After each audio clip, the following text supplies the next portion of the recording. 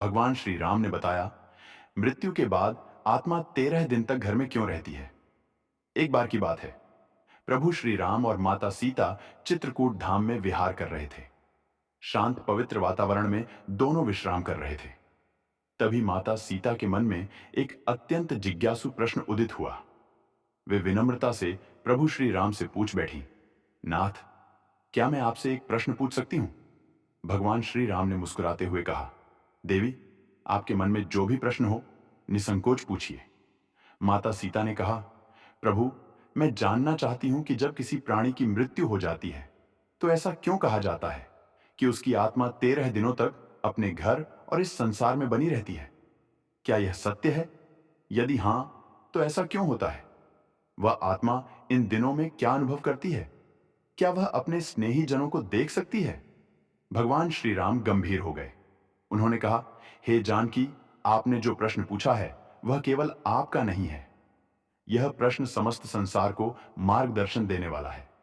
इस विषय को जानना सभी के लिए आवश्यक है, क्योंकि जीवन और मृत्यु के रहस्य से अनभिज्ञ रहना अज्ञान के अंधकार में भटकने जैसा है। मैं इस रहस्य को आपसे अवश्य साझा करूंगा, लेकिन उससे पहले जो भी इस दिव्य संवाद को सुन रहे हैं, उनसे मेरी प्रार्थना है कि इस ज्ञान को केवल अपने तक सीमित ना रखें। इसे अपने परिवार और मित्रों के साथ साझा करें, ताकि सबका कल्याण हो, सबको जीवन और मृत्यु के रहस्यों की सही जानकारी मिल सके। कहा जाता है कि मृत्यु के 24 घंटे बाद आत्मा अपने घर वापस आती है, अपने परिवार, अपने प्रियजनों और उन स्थानों को देखने जहां उसने अपना संपूर्ण जीवन व्यतीत किया है। लेकिन क्यों? क्या उसे अपनी मृत्यु का आभास होता है? क्या वह अपने परिवार के दुख और विलाप को महसूस कर सकती है? और मृत्यु के बाद आत्मा को अपने कर्मों के फल कैसे प्राप्त होते हैं? यह रहस्य स्वयं मृत्यु के देवता यमराज ने एक बार देवर्षि नारद को बताया था।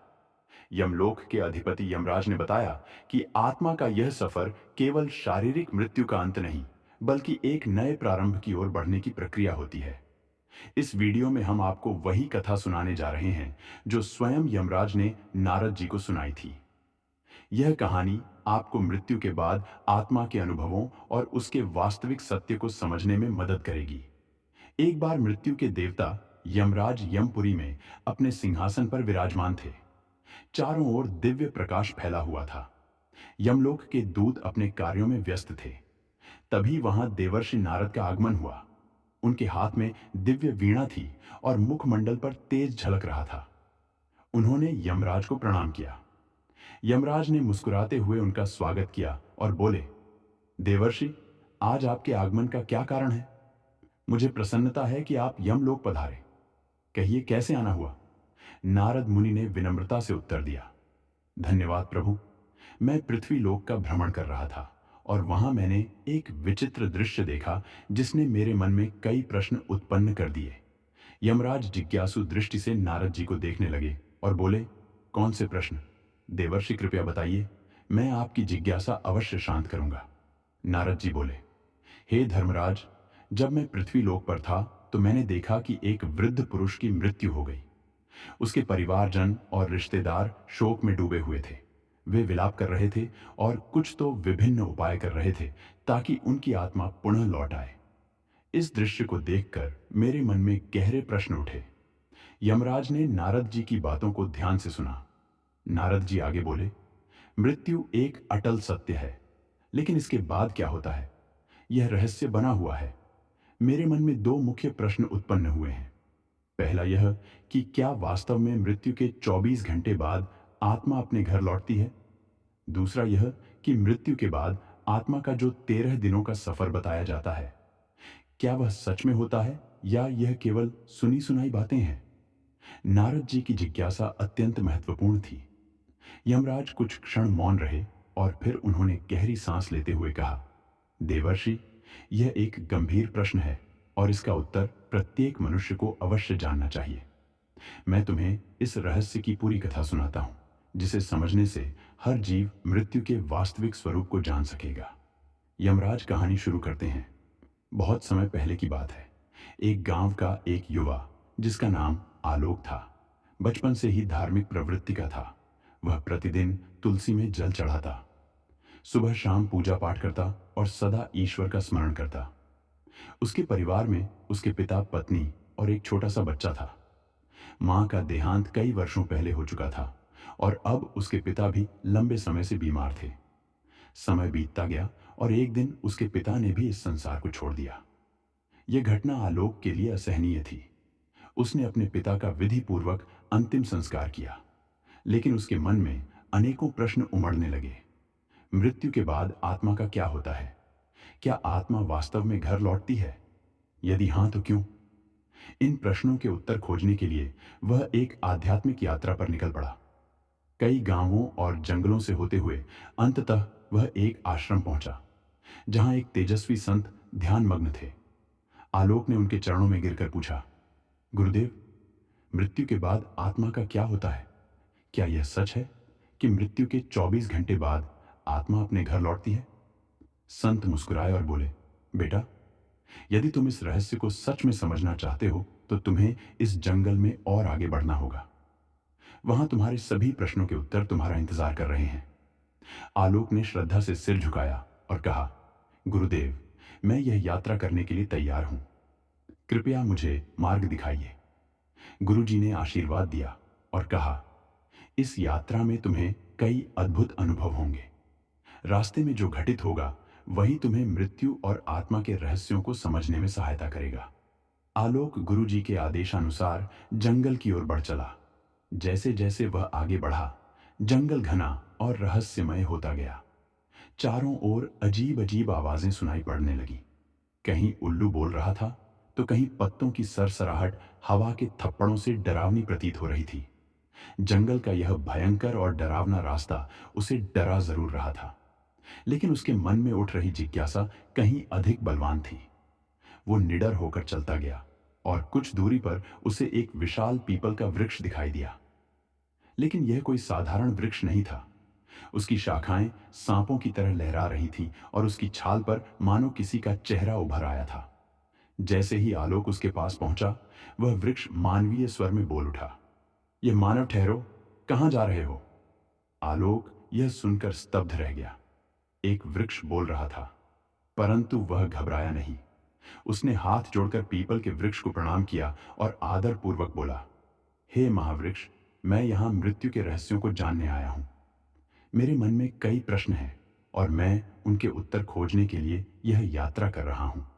कृपया मेरा मार्गदर्शन करें। पीपल के वृक्ष ने गंभीर स्वर में कहा, तुम्हारी जिज्ञासा योग्य है। मानव, मैं तुम्हें मृत्यु के बाद की प्रथम अवस्था के बारे में बता सकता हूं, लेकिन उससे पहले तुम्हें मेरी एक पहेली का उत्तर देना होगा। यदि तुम सही उत्तर दे सके तो ही मैं तुम्हें आगे का ज्ञान दूंगा। आलोक ने श्रद्धा से सिर झुकाया और कहा, ज्ञानी, कृपया अपनी पहेली पूछिए, मैं उत्तर देने का प्रयास करूंगा।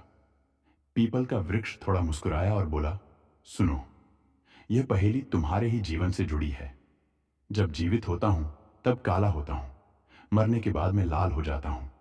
मुझे जितना जलाओगे मैं उतना ही बिखरता जाऊंगा। बताओ, मैं कौन हूं?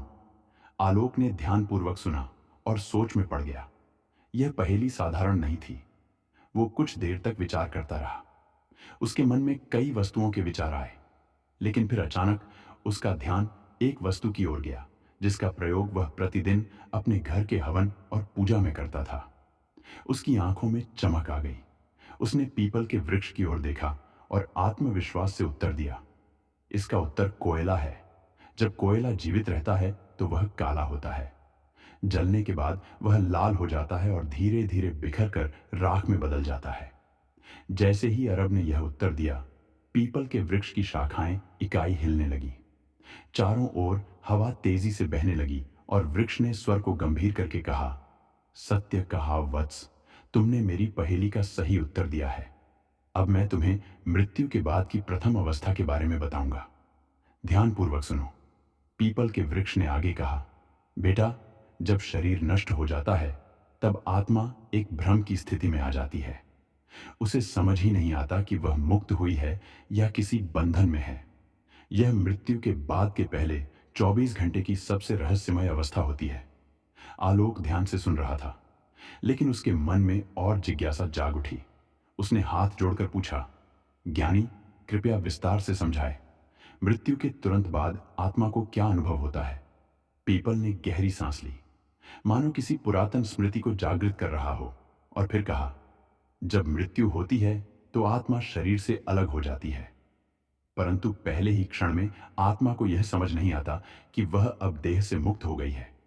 वह स्वयं को जीवित ही मानता है। यह ठीक वैसा ही है जैसे कोई गहरी नींद में हो और अचानक नींद टूट जाए, परंतु उसे यह भान ना हो कि वह जाग चुका है।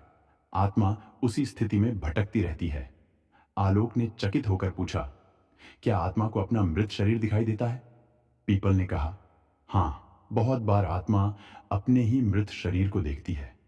वह अपने परिवार को रोते बिलखते देखती है। वह उनसे बात करने की कोशिश करती है, उन्हें छूने का प्रयास करती है, लेकिन कोई उसकी आवाज नहीं सुन सकता, कोई उसके स्पर्श को महसूस नहीं कर सकता। यह आत्मा के लिए सबसे बड़ा भ्रम और पीड़ा का क्षण होता है। इन पहले कुछ घंटों में आत्मा का सबसे अधिक मोह अपने घर परिवार से रहता है। वह अपने प्रियजनों के आसपास ही घूमती रहती है। कई आत्माएं घर में ही रुकी रहती हैं, अपने परिवार के लोगों को देखती है, लेकिन वे कुछ कर नहीं पाती। कभी कभी आत्मा को यह आभास भी होता है कि वह अभी भी जीवित है। उसे भूख लगती है, प्यास लगती है, लेकिन जब वह भोजन की ओर बढ़ती है तो पाती है कि वह खा नहीं सकती। जब वह अपने प्रियजनों को गले लगाने का प्रयास करती है तो पाती है कि वे उसे महसूस नहीं कर सकते। यह स्थिति आत्मा के लिए सबसे अधिक कष्टदायक होती है। आलोक की आंखों में विस्मय और करुणा दोनों झलक उठे। उसने पूछा, क्या आत्मा को अपने कर्मों का आभास होने लगता है? पीपल का स्वर और गंभीर हो गया और उसने आगे कहा, हाँ, जैसे जैसे समय बीतता है आत्मा को धीरे धीरे अपने कर्मों का आभास होने लगता है।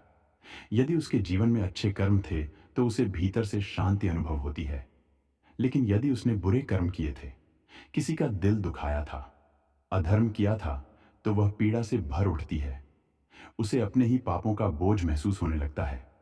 कई आत्माएं इतनी अशांत होती हैं कि वे घर के भीतर ही अटक जाती हैं और उनका शरीर जलाया जाता है, तब भी वे वहीं भटकती रहती हैं। इसलिए शास्त्रों में कहा गया है कि मृत्यु के तुरंत बाद गीता का पाठ करना चाहिए। आत्मा के लिए प्रार्थना करनी चाहिए ताकि वह अपने मोह को त्याग कर आगे की यात्रा पर बढ़ सके। 24 घंटे के भीतर आत्मा को धीरे धीरे यह समझ आने लगता है कि वह अब इस संसार में नहीं रही, लेकिन तब तक उसका मूल्य इतना अधिक बढ़ जाता है कि वह अपने घर वापस लौटती है। यही कारण है कि हिंदू धर्म में मृत्यु के अगले दिन घर में विशेष पूजा की जाती है।